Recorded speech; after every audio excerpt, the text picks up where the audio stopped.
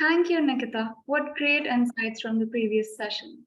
Now it's my absolute pleasure to invite Padmaja Ruparal and Nupur Garg to talk about an aspect of equity that is currently very skewed towards the male gender: investment. Who better than these two leaders to talk about how equity in investment can lead to parity?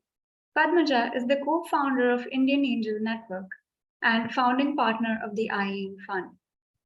Her achievements are many, for which she is listed in the top 50 most powerful women in business by Fortune India for the last 4 years.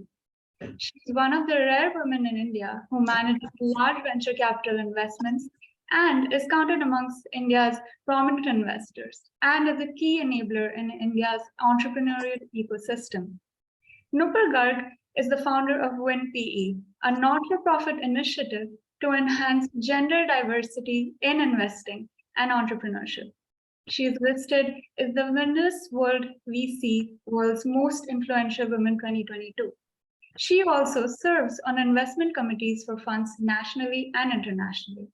Nupur is passionate about gender parity in the investment world and works with large PE firms to enable more women to become investors and also to influence male investors to invest equitably. Now over to both of you.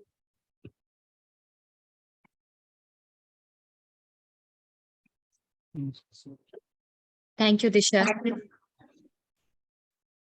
Hi, Padmaja. Hi. Lovely to be chatting on this topic that is close to both our hearts. So let's start the conversation and let's shed some light on the gender disparity that exists today in investment. Some data.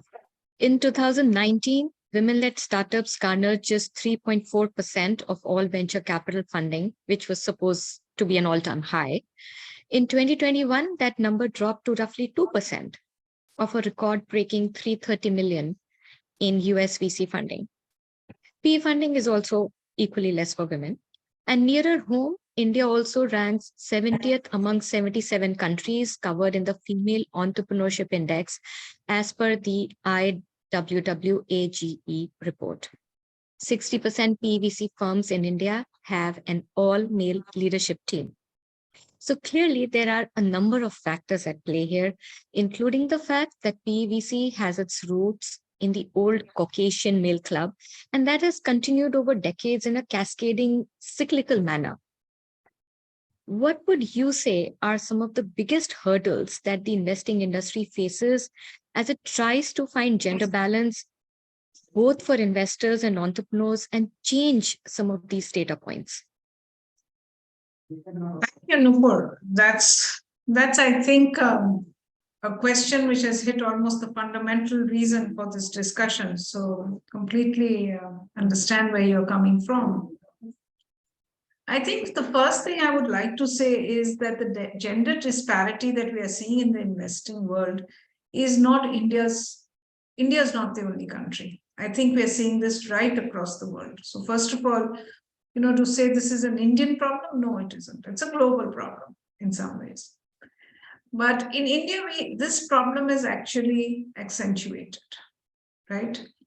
Because India has started entrepreneurship and VC industry, VC investing, or just about 2 decades, when IVCA actually started, is probably the first time that we're seeing the first glimmers of venture capital, equity investing, sort of beginning to show itself in this country. And if you look at entrepreneurship, it's also just 15, 16 years old. Now, even more deep is the fact that Indian society has started opening up for women to work even recently, say last 30, 40 years, right?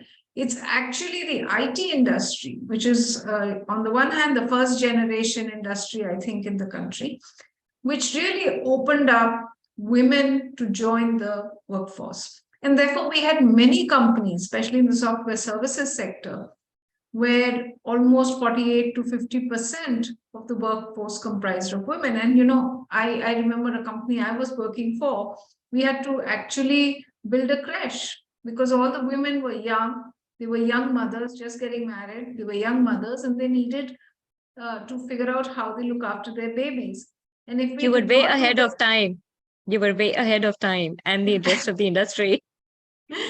And if we hadn't done that, 30 to 40% of our workforce would be out of the door, right? So I think these are all issues of India, specifically of Indian society, where to come to a point where women investors come in, I think it's a tough climb. It's a steep climb, right? We have to appreciate the different steps that women have taken over the years, over the decades, to today even start discussing this topic, right? The second thing that is very important, that investing world is dominated by men, right? Purely because there are very few women who have done the full life cycle of an entrepreneurial venture, been successful, created wealth, and are starting to look at investing. Purely that whole societal background is reflected here. And therefore, with a low percentage of women in workforce, with a even lower percentage of women starting out, and even lower percentage being successful, their appetite to become investors is not there. And especially if you're doing early stage, mid stage funding, then operational experience is very important for partners to even, or investment professionals to even start raising a fund, right? So that's one side of it. But this is further accentuated that it's such a steep climb for many women that they're literally head down and climbing away quietly but surely. But their confidence levels are very different what you would see in the men. And that really impacts, because unless you're confident about your own place, your own business, your understanding of business, how are you going to really diligence and negotiate and get to the other side, right? So I think these are issues that are there, which we don't talk about too much. And I'm glad Talentnomics is sort of bringing this up because it's critical. The second thing that is also very important is, traditionally, women in India have not been financially independent. I mean, in very many developed countries, not only in India, they may have earned but not necessarily owned their money, or even have a decision-making authority on that money. So to do investing, how do you get that confidence that I am going to be able to spend money if you are not able to spend your own money, right? And I think that is very critical for any investment professional to have that confidence. Now, the problems that women have, okay, are going to be empathized by women because they go through that problem, be it their health issues, be it related to their what we call female issues, for want of a better word, or on the home or in their own sphere of how women have to solve problems. Unless there are women entrepreneurs solving it, and women investors who empathize and understand that problem, this issue of very little money going to women entrepreneurs is not going to go away, because it has to be appreciated. The problem has to be appreciated, and the solution has to be understood for someone to be investing money. So, it's a bit of an issue that you don't have women investors, too many of them, I would say, for various reasons, which I just said. And you don't have too many entrepreneurs, because going entrepreneurial is a huge risk. And when you don't have a call on your money, you don't have a call sometimes on your time also, for that matter, how do you go entrepreneurial? I think if you look at some successful women entrepreneurs, both in India and overseas, I think what comes across to me when you dig a little deeper, scratch beneath the surface, is the fact that it is the men in their lives who've played a very supportive role, right? And it may be their father, it may be their brother, husband, whatever.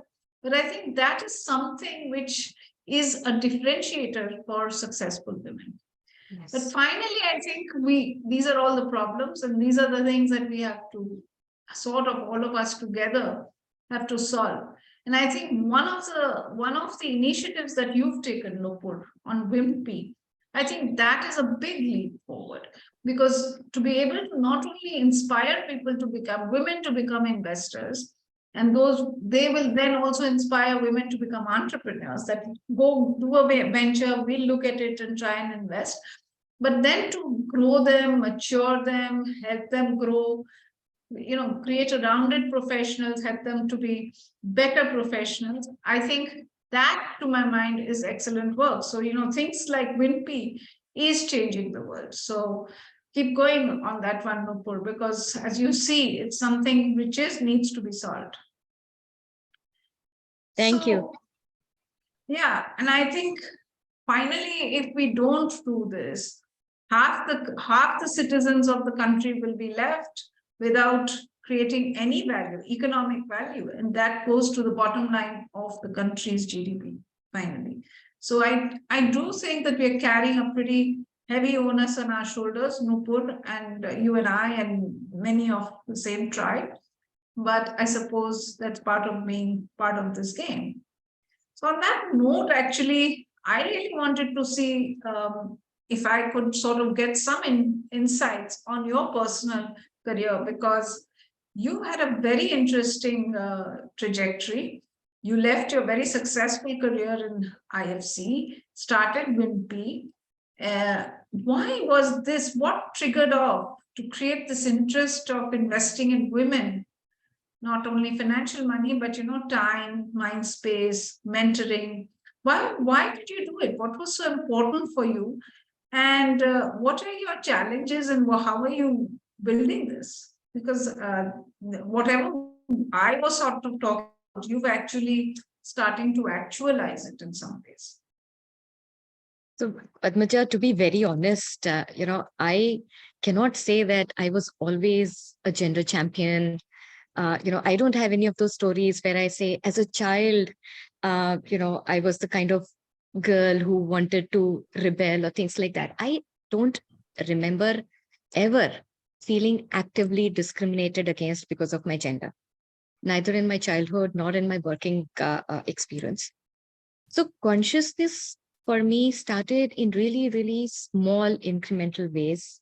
The first one was at IFC. IFC had adopted gender diversity as a priority, and I was doing a pilot in my region, and we had a workshop with all of our portfolio fund managers to talk about why they didn't have more women in their teams. And I was in this large conference room, and there was me and another woman who was head of HR at a fund, and it was a room full of men and all sort of trying to say, why don't we have more women? So that was like one data point that stuck with me. I went through an unconscious bias training with that huge overconfidence. So I'm a progressive, educated, modern woman. Of course, I don't have unconscious biases. And I came out absolutely humbled, realizing that even women have unconscious biases about women. And because that's just the way society is, that's just the way we grew up. And, in the last 3 years of conceiving the idea of WINPI and operationalizing it, I have been exposed to so many views and perspectives. I've just come to appreciate that it is an extremely nuanced issue, and most descriptions are oversimplifications. And, in this process of understanding these nuances, what has really become apparent to me was that while the challenges have been nuanced, historically, the solutions by and large have been laid at the feet of the women. So you need to get training. You need to train, you need to change. You need to be more ambitious, less aggressive, negotiate better, get a sponsor, get a mentor, build a support infrastructure, choose between career and family, right? I mean, the onus was always on the women because they were the outliers. They needed to fit in.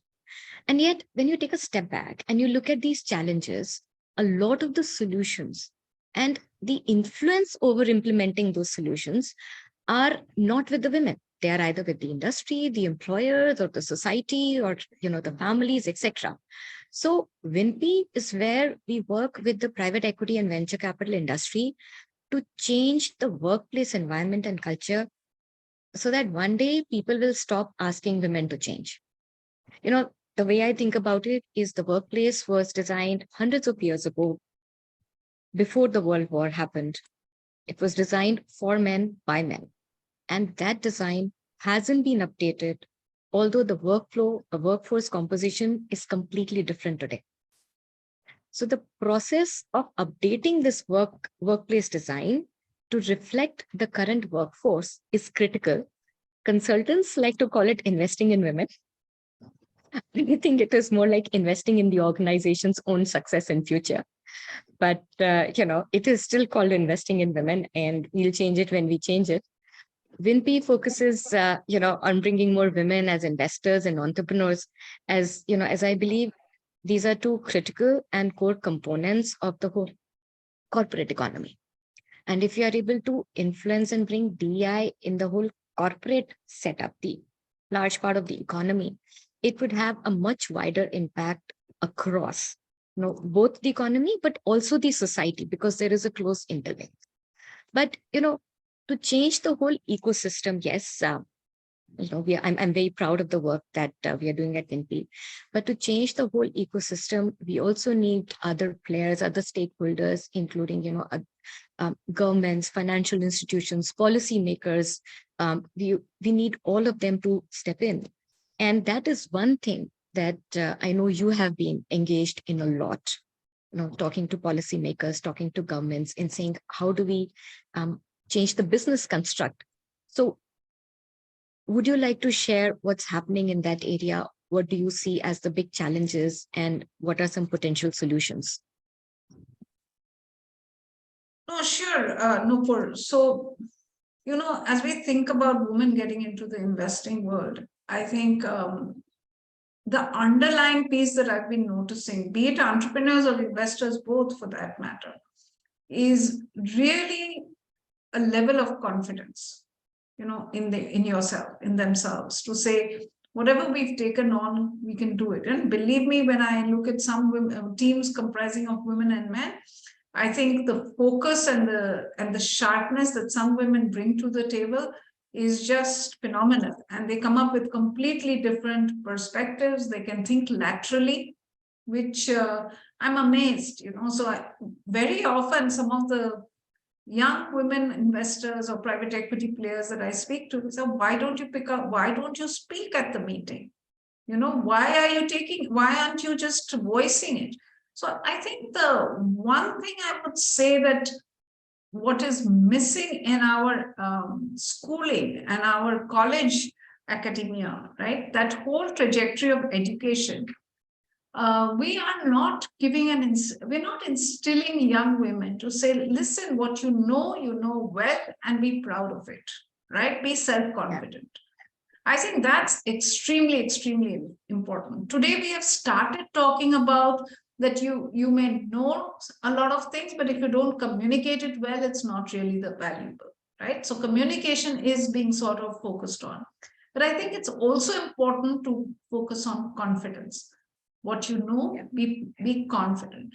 The second thing, I think, in the colleges, today we are seeing entrepreneurship sort of taking a root, right? And some dropouts happening from college life, where both girls and boys are sort of going entrepreneur.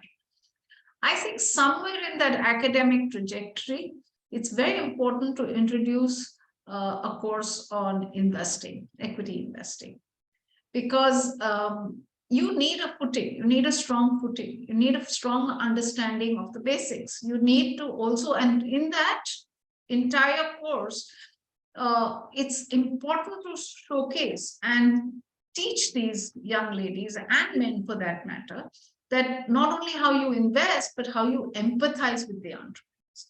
Because unless you empathize, you're not going to be able to invest. That's my belief. Understand the problem, understand the solution, understand the gravity of the solution. Is only then will you be able to empathize. So I think getting this seeded at that level is very, very important. I think the third level is really something that we need to figure out, where we are able to, I don't know if it's mentoring is the right word, but getting the message across to men on the same table that allow for women to talk.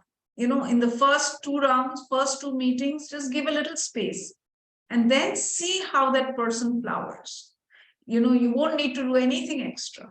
And I think that perception has to change, not just sitting in the corner of the table, but coming to the center of the discussion. I think that's very, very important.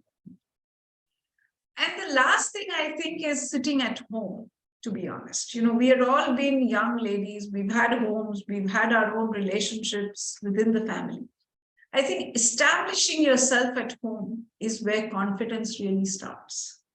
And I think that's very, very important. So and when you make social changes, it doesn't happen overnight. It takes a long time. But the good thing is all of us who've gone through that journey are now in a stage in life where we are sort of the seniors in our families. How do we actually take the onus of changing that trajectory at home? Because it's the home where it begins. If that doesn't change, then I don't think we can blame anybody outside as women or as individuals. So to me, I think those are some of the critical changes that are necessary. And as you said, Nupur, investment has to go much, much beyond PE firms.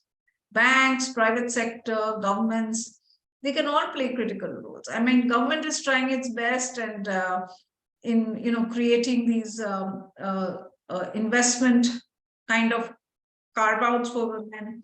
They're trying to do women empowerment programs. Yep. But society change and these changes in mindset doesn't happen government. You can't just drum it in. It has to happen somewhere else. So, to support them productively, how do you engaged and create a life of dignity, have financial independence? You've been looking at this from IFC, WINP, and I'm sure you're engaged in 100 other things. What's happening? How is this mindset change happening? What are the challenges are you seeing? And, while I talked about changing at home, changing in school and college, what more can we do to change this mindset? How do we overcome it? So honestly, Padmaja, I think, like you said, changes in society, changes in mindset, they're going to take generations to come. I mean, it's not frivolous that the World Economic Forum has said that it will take up to 208 years to get pay parity for women. I mean, they will not say that without adequate research, right? So that, I think, indicates how far we are from bringing that complete change in mindset. And that really, so the way I think about it is we can't go about and change the whole society. And yes, there is a lot of work being done. And I think the government is supporting a lot of that work at the grassroots level and creating awareness and basic things like health and hygiene. I think what we can do, and as women who've been through that journey, as women who understand what's going on, and as professionals, as business leaders who have influence on the workspace, I think what we can do is we can start to make those changes in at least the work environment, right? So, for example, like you said, it was a tech company. You had a lot of young women with young children. Now, if you let society find a solution for them, they'll probably be sitting at home. But as an employer, as an organization, you found a solution. And that solution worked not only for them, it also worked for you. And I think those are the things that businesses have started to understand going forward. That, maybe a few years back, people said this is an additional cost. But, if you just compare it with the cost of attrition, being, having to hire new people, train them, bring them up to speed, et cetera, all of that stuff, it is really a saving if you, if you're able to make those little changes. So, for example, at WINP, one little change our member firms have made is they've said we'll not give out a recruitment mandate till the headhunting firm commits to a candidate pipeline that has at least 40% women. That doesn't cost you anything. But if you make that effort, you are at least seeing a broad enough pipeline. Now, out of that, if you still hire a man, at least you've been equal opportunity. But if you continue to look at a pipeline which has 5% women, I mean, I remember 753 applications and 11 women. That was the Great. ratio that was the ratio I worked with at IFC. So how do you ever hire a woman if she's not even there in the pool? So there are a lot of these little changes that I think as business leaders we can bring within the workplace, which can and I think when you look at the men who are in the workplace, they're part of the society. You make that change in the workplace, it influences the men at the workplace. They carry that influence back home, and it influences the society. So I just, I like to approach it the other way and say society will take its own time. And, I don't have the time to wait that much. I'm not going to be alive that long. What is it that we can do in our lifetimes within our own spheres of influence? So, while when we are working with PVC firms, we're also doing the stuff that I personally don't like. We are helping women change, right? We run a mentorship program, etc., etc. But till we are able to make everything equitable, we have to support the women who are, who are breaking the barriers, who are breaking the new boundaries, who are sort of carving out their own way. And I think that's a responsibility we have as individuals and as business leaders. Right. Yeah. True. I think you're very, very right. I think there is a change that we have to make today, and hopefully that will percolate once we, through through society when we're not there. So Fingers crossed. Yeah. Fingers crossed. Yeah. Fingers and crossed. I think the other thing that I'm seeing is very important. Think about how entrepreneurship and starting up became fashionable in this country, right? Nobody knew angel investing, and then it became like center page Economic Times, right?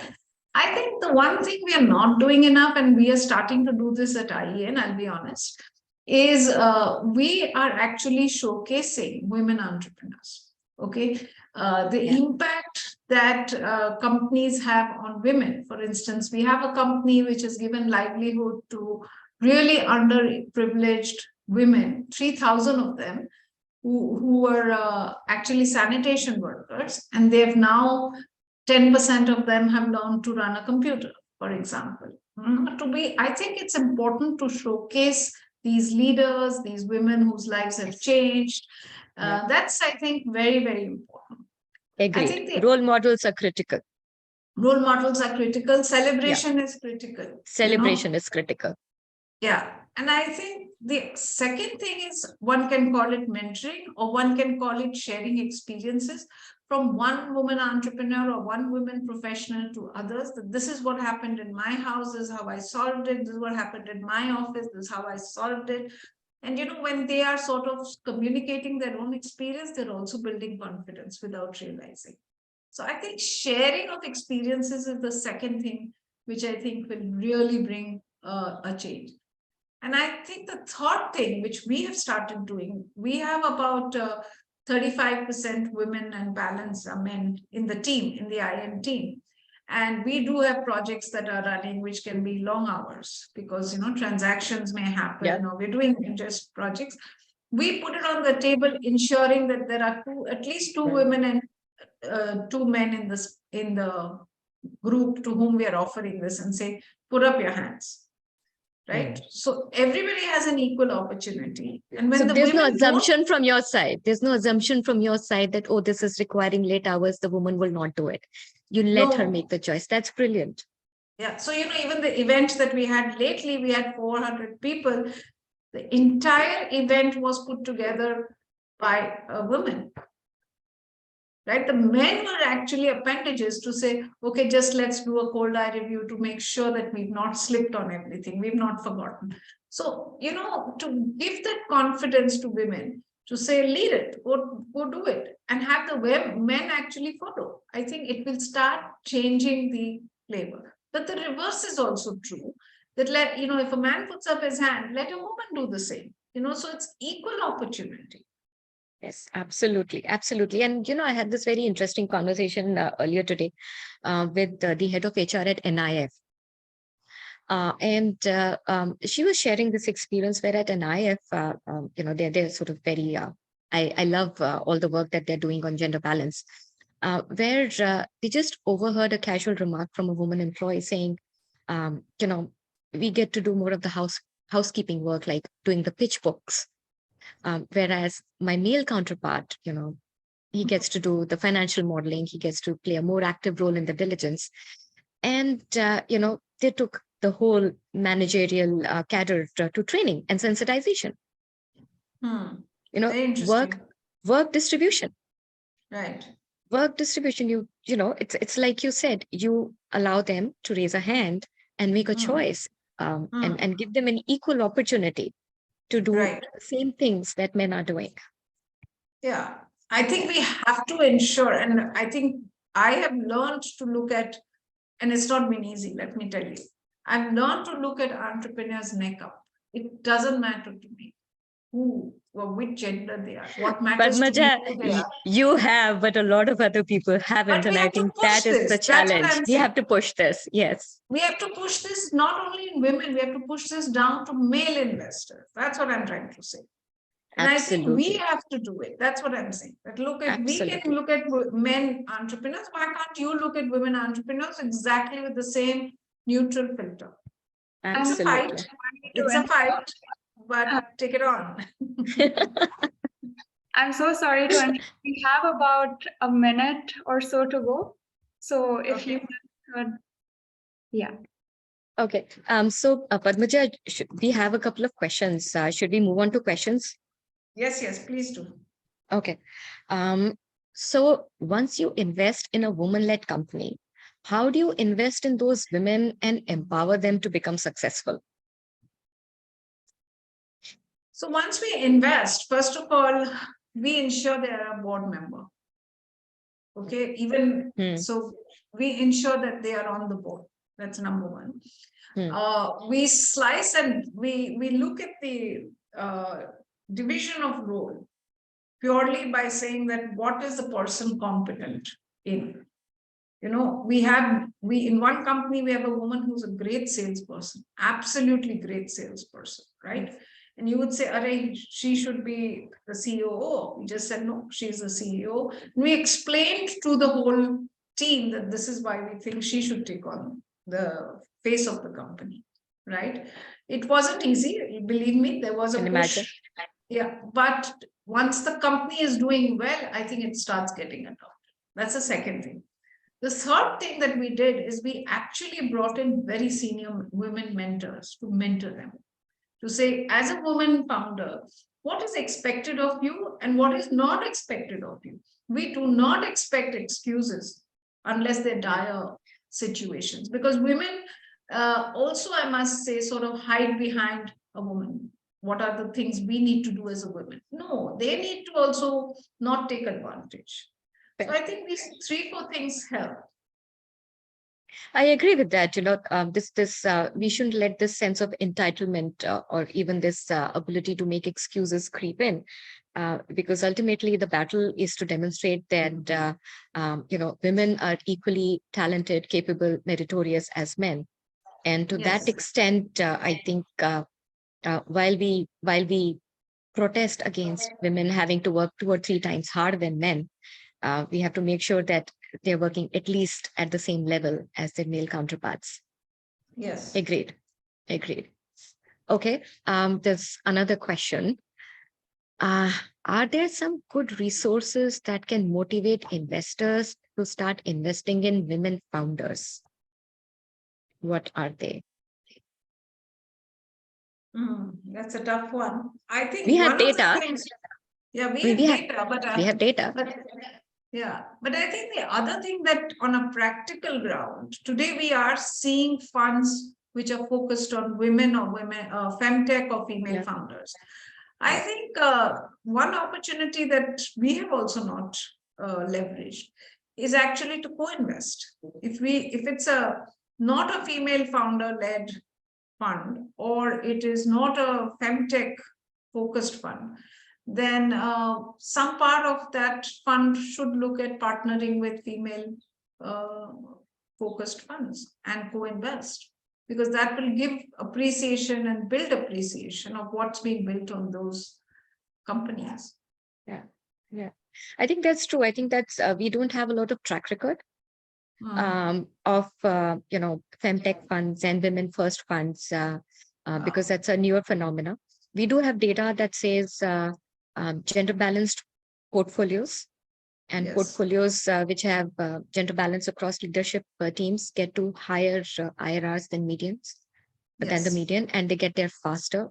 I think we also have data which says that an individual company with a gender balanced leadership team gets to higher valuations faster, higher MOICs faster.